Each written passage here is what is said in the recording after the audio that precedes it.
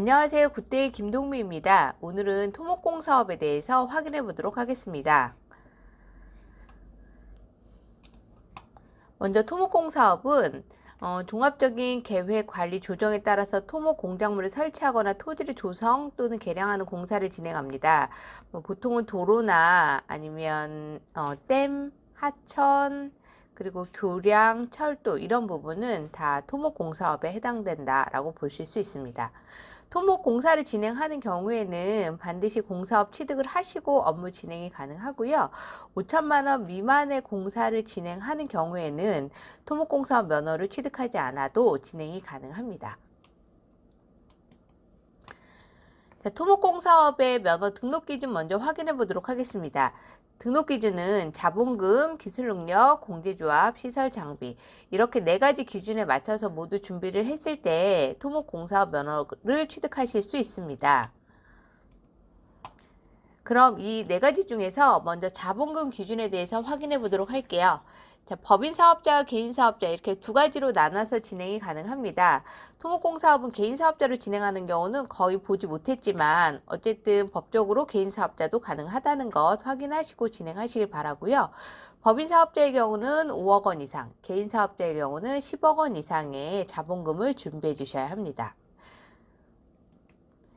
자, 법인의 경우는 납입 자본금이라고 해서요. 저희가 보통 등기부 등본상에 등재되는 자본금, 주식 발행을 한 자본금이라고 봐야 되겠죠. 납입 자본금이 5억 이상 충족해 주셔야 하고요. 실질적인 자본금, 토목공사업을 진행하기 위한 실질적인 자본금도 5억 이상을 충족하셔야 업무 진행이 가능합니다. 개인 사업자의 경우는 납입 자본금은 필요 없고요. 실질적인 자본금만 10억 원 이상 충족해 주시면 됩니다. 자본금이 모두 준비가 되면 기업 진단 받아야 하는데요. 매번 저희가 말씀드리지만 건설업을 하기 위해서는 기업 진단은 필수로 진행을 해 주셔야 됩니다. 재무제표상에 겸업이나 부채 등을 제외하고 건설업만을 위한 실질적인 자본금을 판단하는 과정입니다. 개인 사업자는 10억 원 이상, 그리고 법인 사업자는 5억 원 이상 준비가 되셔야 하고요. 자본금이 준비되면 금융기관에 평균 잔액을 유지해야 합니다. 이때 신규 사업자의 경우는 20일이 지난 후, 기존의 사업자는 30일이 지난 후에 기업 진단이 가능하고요. 이때 기업 진단은 회계사나 세무사, 경영지도사를 통해서 진단이 가능하고, 그리고 저희가 보통 기존의 사업자는 세무기장 하고 있는 회계사나 세무사가 있는 걸로 알고 있는데요. 이런 경우에 기장을 하고 있는 세무사나 회계사는 불가능합니다. 그리고 적격 판정을 받은 기업 진단 보고서를 첨부해서 제출했을 때 인정이 가능합니다. 두 번째로는 토목공 사업의 기술 능력 기준 확인해 보도록 하겠습니다. 건설 기술인은 6명 이상입니다. 세부 항목 확인해 보시면 건설기술진흥법에 따른 토목 분야의 초급 이상의 건설기술인 6명 이상입니다. 이 중에 국가기술자격법에 따른 토목기사 또는 건설기술진흥법에 따른 토목 분야의 중급 이상 반드시 2명 이상 포함된 6인 이상이어야 하고요. 기술자는 반드시 4대보험 필수로 가입해 주시고 겸업이나 겸직은 불가능하고 한 사람이 여러 개의 자격증을 갖고 있어도 꼭 한 가지만 하나만 인정된다는 거 확인하시고 진행하시기 바랍니다. 세 번째로 토목공 사업의 공제조합 기준 확인해 보도록 하겠습니다. 법인 사업자와 개인 사업자 모두 공제조합에 출자는 해주셔야 하고요. 자본금을 기준으로 해서 출자를 하기 때문에 법인 사업자는 131자, 개인 사업자는 법인 사업자의 자본금이 2배 이상이기 때문에 공제조합 출자도 262자에 해당하는 금액을 예치해 주셔야 합니다. 자, 공제조합은 건설업에서 발생하는 각종 하자나 채무 등에 대해서 보증해주는 역할을 합니다. 등급별로는 C등급 이상은 117자, D등급은 131자입니다. 가끔 등급이 뭐냐고 물어보시는 분들이 있는데요. 건설 공제조합에서 진행하는 신용평가를 받아서 신용평가 등급에 맞춰서 출자를 해주시면 됩니다.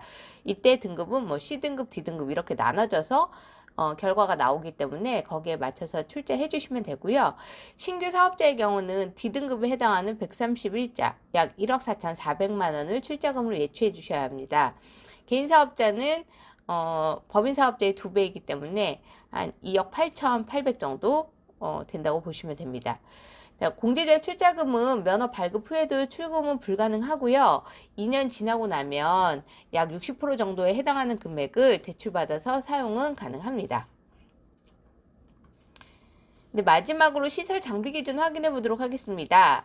토목공 사업에 장비는 없습니다. 장비는 없고요. 전용 사무실 준비해 주셔야 합니다. 자, 사무실 기준 확인해 보시면 면허 등록 소재지 내에 위치해야 합니다. 개인 사업자의 경우는 사업장 주소지와 동일한 곳에 위치해야 되고요. 법인 사업자의 경우는 본점 소재지에 한해서 준비해 주시면 됩니다. 건축법상 근린생활시설이나 오피스가 적합하고요. 주거용이나 농업용은 불가능합니다.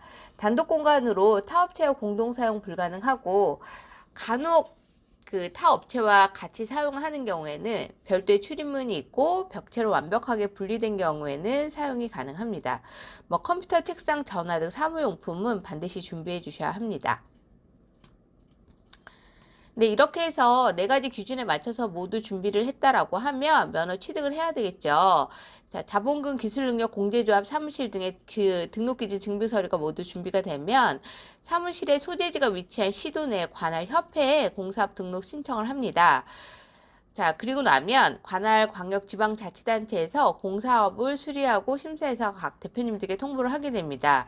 이때 통보를 받은 대표님은 광역지방자치단체에 방문하시기 전에 등록 면허세와 국민주택 채권 매입 영수증 같이 지참하시고 방문하셔서 토목공사업의 공사업 등록증 및 등록 수첩을 수령하시면 토목공사업의 면허 취득이 완료되었다라고 할 수 있습니다. 네, 여기까지 해서 토목공사업에 대해서 확인해 보았고요. 조금 더 궁금한 부분이나 어려운 부분이 있다라고 하면 언제든지 아래 연락처로 연락 주시면 상담 가능합니다. 오늘 하루도 좋은 하루 보내세요. 감사합니다.